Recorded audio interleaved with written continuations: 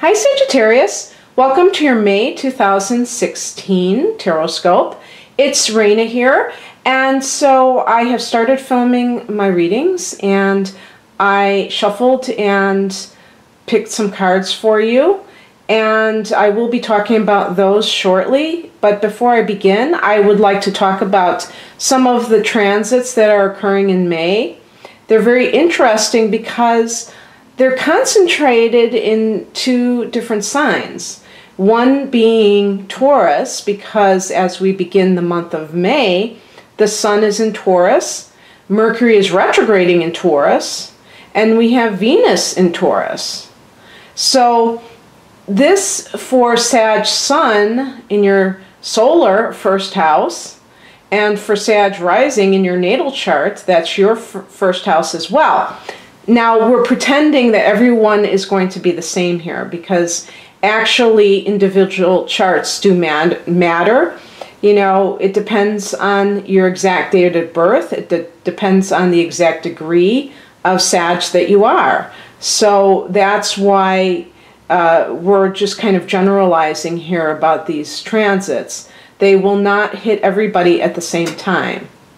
And so in any case, as the month begins with the Sun in Taurus, Mercury in retrograde in Taurus, and Venus in Taurus, this is all concentrated in your 6th house of your daily routines, health, which is kind of a big one that I associate with the 6th house. And, you know, it has to do with pets. So it's kind of like your structure of your life. You may be kind of rethinking the way that you spend your time, especially if you work from home. You may feel like you're not being as productive as you could be, and so actually when you have retrogrades, it's a good period to look at these things. I've also heard that retrogrades are good times to start diets because apparently in retrograde motion it causes you to have that flexibility so that you revisit the same issue. There's not that kind of an ironclad tendency that we have when we embark on something like a diet and say, okay, it's going to be like this and I'll never tweak it. No, you know, the Mercury retrograde allows you to keep reviewing as you go along. Even after Mercury goes direct, if you start it during Mercury retrograde, it can help you accelerate the weight loss process. And likewise, with Venus in the 6th house, it can make any health matters go more swimmingly.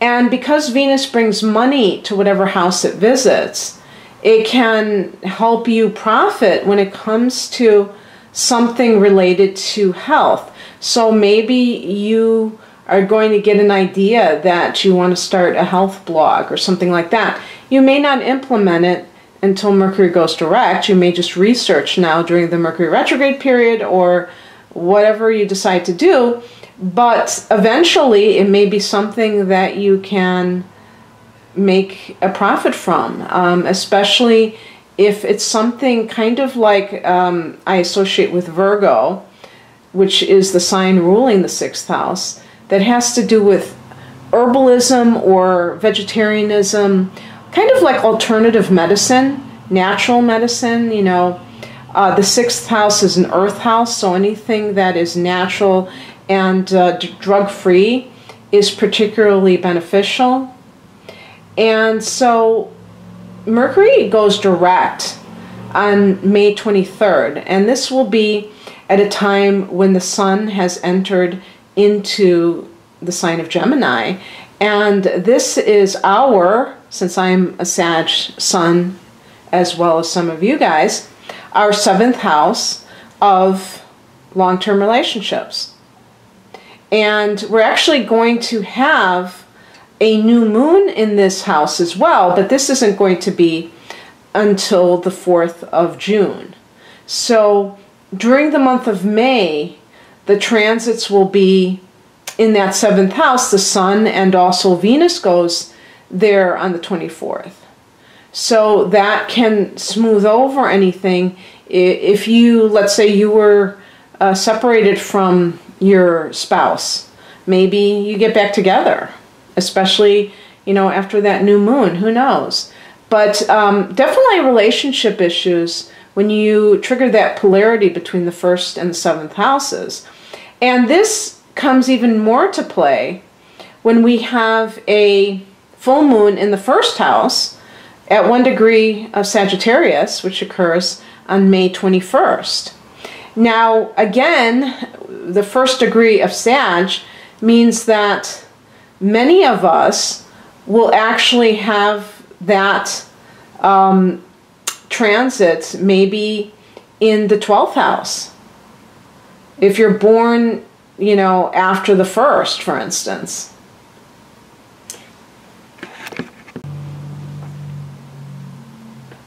So when that 1st house has a full moon, it automatically means that the sun is at the same degree in the opposite house. So at the time of that full moon on the 21st of May, you have the sun at 1 degree of Gemini in the 7th house. So there is this kind of push-pull between me and you, or me and us. And for those of us who are Sagittarians, we crave freedom. And so there always is that kind of push-pull, I feel, with us, because we have a tendency to find it very easy to feel claustrophobic, to feel like we are being oppressed within a long-term relationship. And some of us make the unfortunate mistake of reacting by going the opposite direction and never committing to anyone or anything. And I feel like it's very important that we honor ourselves and our need for freedom, but at the same time to understand that within freedom there can be a commitment if you choose wisely, if you have the right person at your side who can understand that and can and maybe craves freedom themselves. So we tend to, I think that some of us tend to get this idea that relationships are just destined to be, you know, situations where we feel trapped, and that's not necessarily the case. So maybe, you know, this full moon, in addition to the one that happens in June on the summer solstice, can give you some clarity about yourself and what you need as an individual, and how that connects to your partner if you have one. And I just wanted to say that that full moon on June 20th is at 29 degrees of Sagittarius. So you've got one at 1 degree and one at 29 degrees. So it's almost like one door opening, another closing, or one door closing, another opening. The other thing, I've been calling them blue moons, or at least the second one, because I was under the impression that that was the definition of a blue moon, if you have 2 full moons in 1 month. But for some reason, when I was looking online, they claimed there isn't a blue moon at that time. So I don't know what's going on. If you know anything about blue moons, just leave a comment below. But anyway, I just found that very interesting. And let me just say, too, speaking of the full moon, I'll talk about the new moon, because there's one on May 6th, and that happens also in that 6th house of health and daily routines. The other thing about the 6th house is it deals with your workplace. So when you have a new moon there, or even a full moon, you can see changes in your workplace. So if you're in an office space, maybe you move to a different department, or you just go to a different company altogether. It can relate to anything regarding your workload. Maybe it changes, maybe it improves, something, you know, breathes fresh air into a situation. So It's a very practical energy that we're seeing with all those happenings in the 6th house. And then you have the situation with the 1st house, because in addition to the full moon, there's also Mars retrograding in the 1st house and Saturn retrograding in the 1st house. And so Saturn and Mars are pretty heavy-duty energies. Saturn is helping to anchor us, to establish us, you know, for a long time, you know. It's going to be transiting in Sagittarius throughout 2017, and so it's not going anywhere anytime soon. But if we take advantage of this and really lay down some foundations, we may see that the effect is lasting way longer than 2017. You know, this could be something that helps us for the rest of our lives. And Mars is creating a sort of, you know, frustrated energy because it's in retrograde motion. It can't express itself. Mars is a very active energy. And it's kind of like taking a 3-year-old who's like really raring to go and putting them in some sort of restraint. You know, it's not something that we enjoy, especially in Sagittarius, because Sagittarius is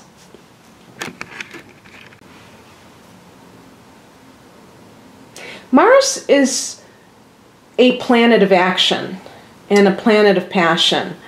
And so when it is in retrograde motion, its movements are frustrated.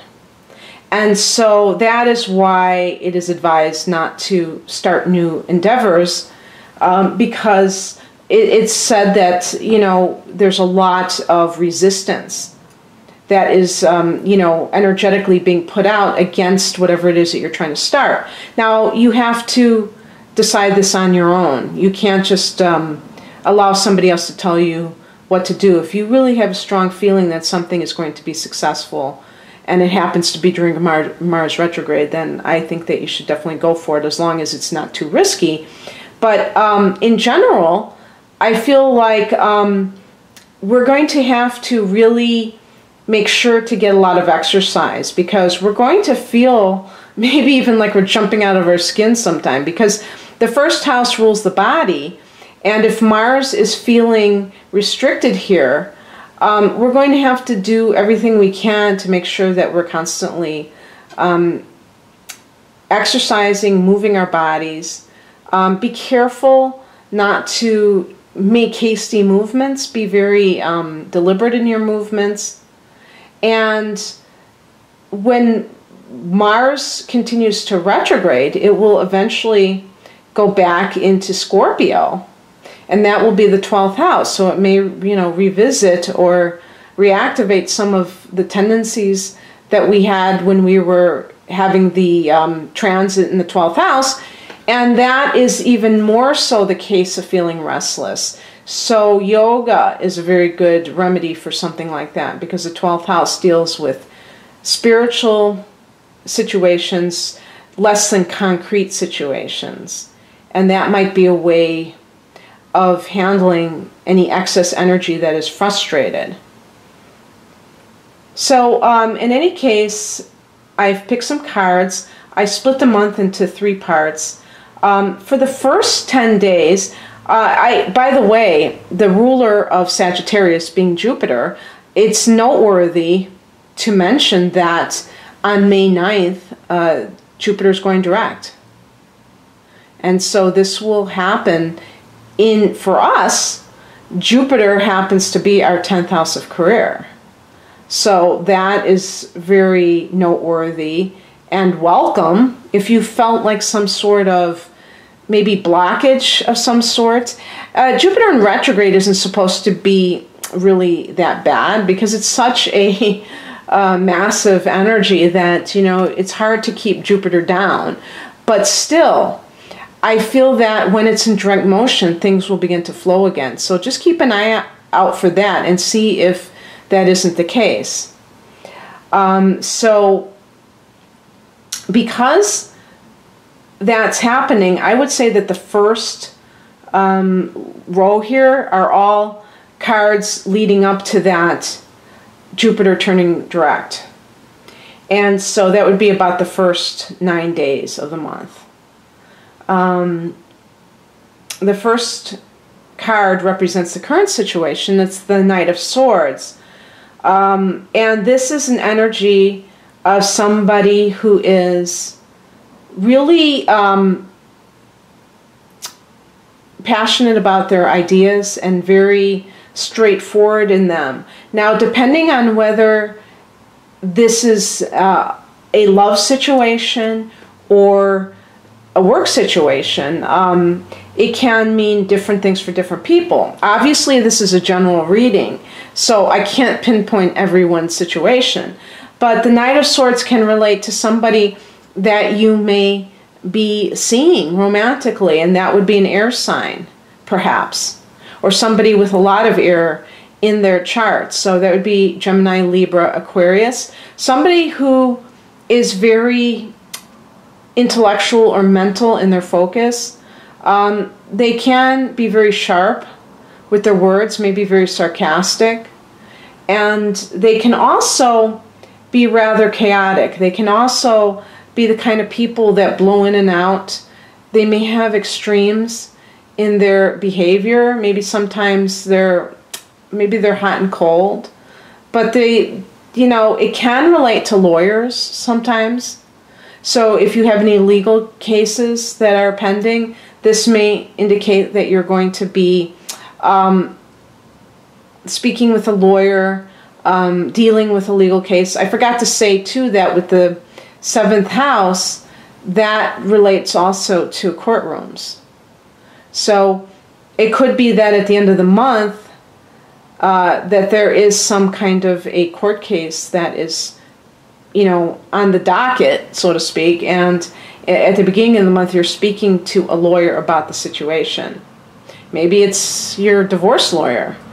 But in a work situation, it could be that you are starting to become a little bit more detached. If you're not happy with where you are, you're kind of disengaging and not kind of biding your time until you can leave. Or maybe you're dealing with somebody who represents this type of energy. Maybe it's a coworker or a boss. I would say it's more like a coworker because it's a knight. It's not somebody that's necessarily an authority figure. And this person, maybe this person can help you too, because this person is very intelligent, very sharp, and very believing in free speech and free ideas. And maybe, they're trying to help you to assert yourself within the workplace. The advice is the 9 of Cups. So there probably will be some sort of victory that you have, or some kind of wish that you had for that situation that comes to pass and brings you a degree of happiness at the beginning of the month. So if you were hoping that let's say you were looking for work, and this is maybe you just really being on top of your game, finding all the possible leads, for jobs and stuff, maybe you will get a job. And maybe, this is the yes card, so it has a lot of positive energy associated with it. But I feel that in that first period, that you still will be on the horns of a dilemma, because the 2 of Swords indicates some sort of choice that needs to be made. So maybe you get a job offer that is really what you've wanted, but you still feel like you're not sure if you're going to take it for whatever reason. It may have to do with, let's say it's that you have to travel and you're not sure you want to do it, but it really, really is a great offer. Maybe this is a relationship situation. Maybe there's somebody that you really like and they like you, but you're still with an air sign. And they, maybe that's a person that you're married to or that you're committed to, but you've met somebody who is an air sign, or it could be that this person is a water sign since it's a cups. And this person makes you happy, but you've got an air sign person to deal with. So maybe you're choosing between the person that you're with and a possible water sign like a Cancer, Scorpio, or Pisces, and you have to make a decision. And you're having a hard time, or this could be a truce card. The Two of Swords can mean that you've kind of made peace, or there's not conflict at the moment. Sometimes swords can indicate, a lot of times they can indicate that there's some kind of strife or conflict in your midst for whatever reason. Now in the second period, which is like the middle of the month, we have the Queen of Wands as your energy, or the energy surrounding you. And of course, since we are fire signs, this can definitely be us. I feel like it's more of just a happy demeanor, because to me, the difference between the King and the Queen of Wands is that the Queen is an internalized energy, being a female energy. So it's more of an attitude. So maybe something that happened, especially that Nine of Cups, is making you cheerful for some reason about life. And here we go again. We've got this, the choice that you're making. The Hangman. Now this is in reverse, this Hangman. It's funny when you get the Hangman card, because you never know if it's the reverse or the upright unless you look at the writing. Because in the reverse position it looks upright. And the Hangman in reverse is about, it's time to, it's to be crude, piss or get off the pot. The time of, the waiting period, which this represents, is over with. And now you have to really decide at mid-month what you're going to do, depending on what the situation is. Job offer, two people that you're choosing between, whatever it is, you're going to have to choose. And it also can point to needless sacrifice. And so if you're the kind of person that has been doing some sort of behavior because you think it's the right thing to do. Let's say it's you're staying in a marriage because you feel like you're supposed to. That's what you're supposed to do. You need to ask yourself, and it could be because you have children, or it could be because of your religious beliefs or cultural beliefs. Ask yourself a question. If you are unhappy in this situation and you've really tried to make it better, how in the world is that going to benefit anybody to stay in an unhappy situation? So in any case, this points to the need to make a decision. You probably will be doing so in some fashion. The outcome is the Ace of Swords in reverse. So we have these two reverse cards in a row. I actually got, I haven't been getting any reverse cards lately, and then I started doing so. So I feel like in the second half of the month, there may be some energy that doesn't point to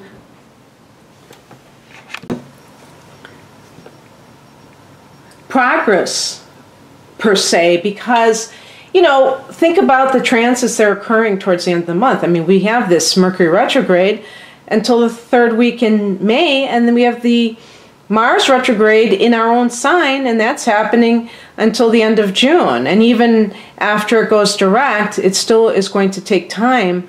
I believe it's until sometime in July, or actually August, before it gets back to where it was when it retrograded. So it's going to take a long time for it to be totally out of its shadow.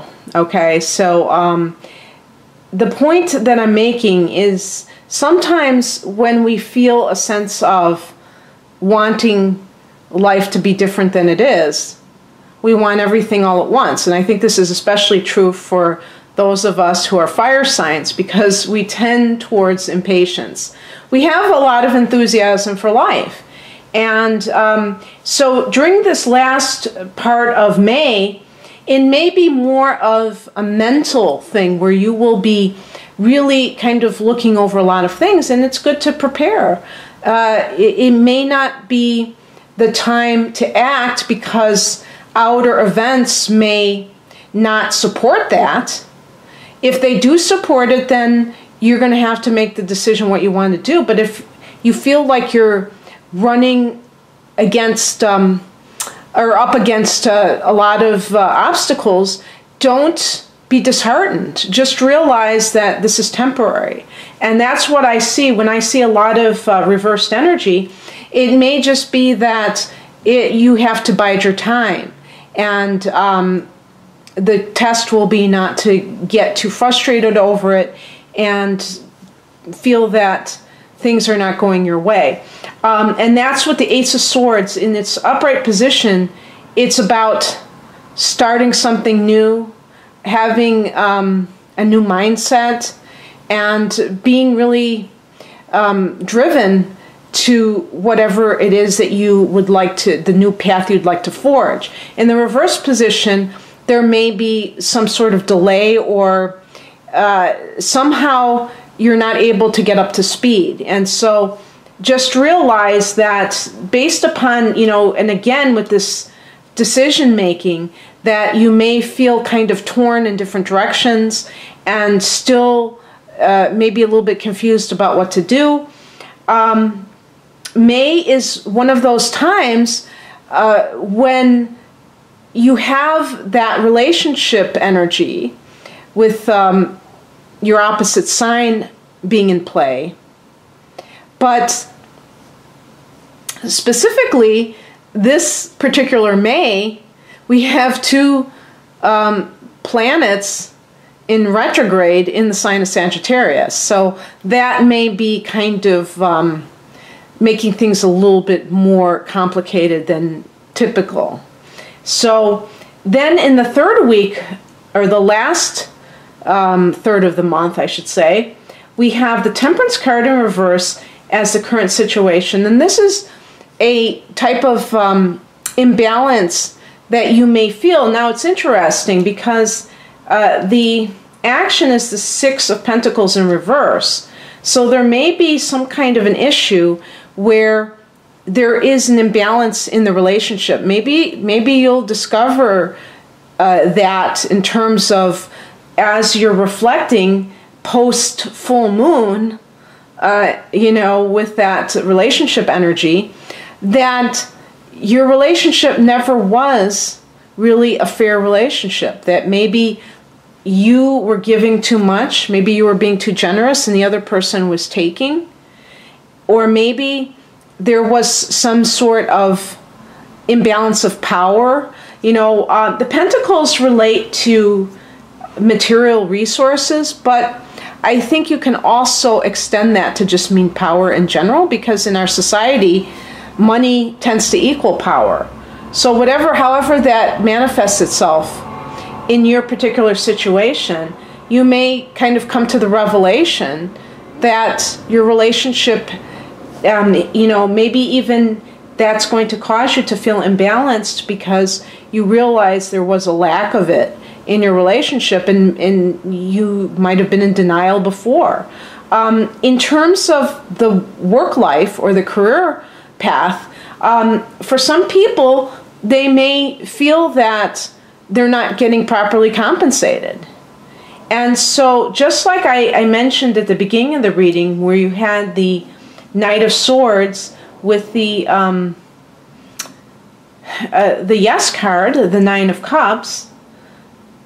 I hope I didn't say Nine of Swords, I meant Knight of Swords.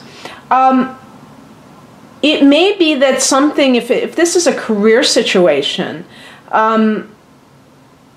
if you decided to stay at your current place of employment and you had an opportunity to do something else, you may have realized later on that that wasn't necessarily the right thing to do.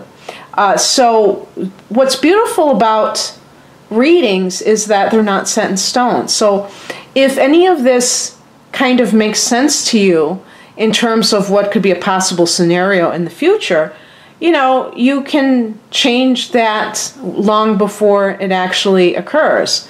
And I would never take anything so seriously or literally when it comes to any kind of reading, whether it be a general reading or a personal reading. You always have to, you know, exercise your own common sense and your own intuition when you hear something like this. But I feel like this month of May is going to bring about revelation. You might just find out some things that you were previously unaware of, and it might be quite enlightening, actually. And then the outcome during this period of time at the end of May is the King of Cups in reverse. So this can indicate somebody who is out of control emotionally, who is surrounding you. Again, this could be even this person. Maybe this person misrepresented themselves, and this could literally be a water sign individual. Sometimes because it's a king, it can represent like a boss in the workplace who is being manipulative, maybe using guilt tactics or other means to get you to do things that you don't want to do. And whatever is going on, I feel like it has been meaning to come to the surface. And so it's kind of like a purging of sorts. Again, since we have these kind of intense planets in our sign, I think that kind of hastens this kind of energy and makes it much more likely to purify whatever needs to be altered or to go altogether. Because, you know, having 2 full moons in our sign in addition to Mars and Saturn really points to a lot of movement. Even though those planets are in retrograde, you know, there still is a lot of activity, a lot of focus on Sagittarian energy. And Sagittarius is the sign that gets to the truth, to the heart of the matter. So if you are dealing with somebody who's taking advantage of their position and they're using it, especially using emotions as a weapon to get what they want, that may be something that you're going to have to deal with. And then I did pick 2 cards that were supposed to represent the overall energy of the month, and I think at least one of them was at the bottom of the deck. I can't remember if both of them were, but one is the 5 of Swords in reverse. Yeah, the Knight of Cups was at the bottom of the deck, and the 5 of Swords in reverse was something that I picked along with the rest of the cards at the beginning. And the 5 of Swords in reverse is about finding out someone who has been going behind your back and being slanderous, really. And it might just be kind of deceit in general. This Knight of Cups individual may be the one that gives you the lowdown on that and tells you that's been happening. Maybe it's a coworker who happens to be a water sign, or just a caring individual.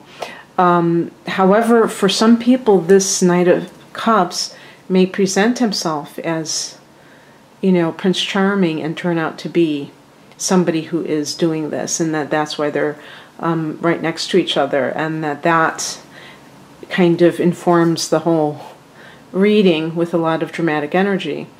But, you know, of course, this is a general reading, so this may not apply to that many people. Maybe a few cards resonate with you, maybe not, but in any case, I feel like a lot of things will be revealed, and this will be of benefit to you in order to get, things moving again. If you've been feeling a lot of stagnation, it may be due to forces that you were not even aware of. Maybe people were keeping you down in a way that was kind of on the down low, and so now you have the opportunity to clear the air, or at least stand your ground and make sure that everyone knows that you deserve the best. And the Six of Pentacles in reverse is speaking of, what is your worth? What kind of things are you giving away too much of? And it could be literally money. You may be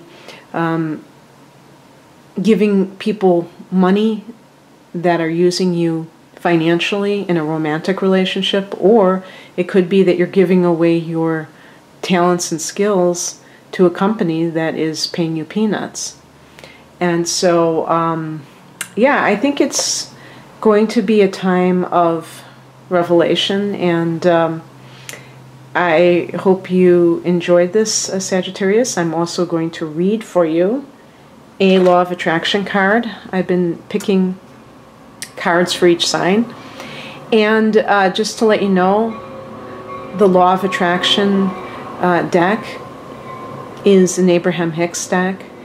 Esther Hicks channels a group of entities known as Abraham, and you can look it up on YouTube. It deals with the Law of Attraction. This card says, "My appreciation of it attracts its essence to me." I love the artwork in this. Isn't that beautiful? I don't know. Hold it back. The back says, "An extremely effective use of your creative workshop is to ponder the aspects you appreciate regarding your most important subjects.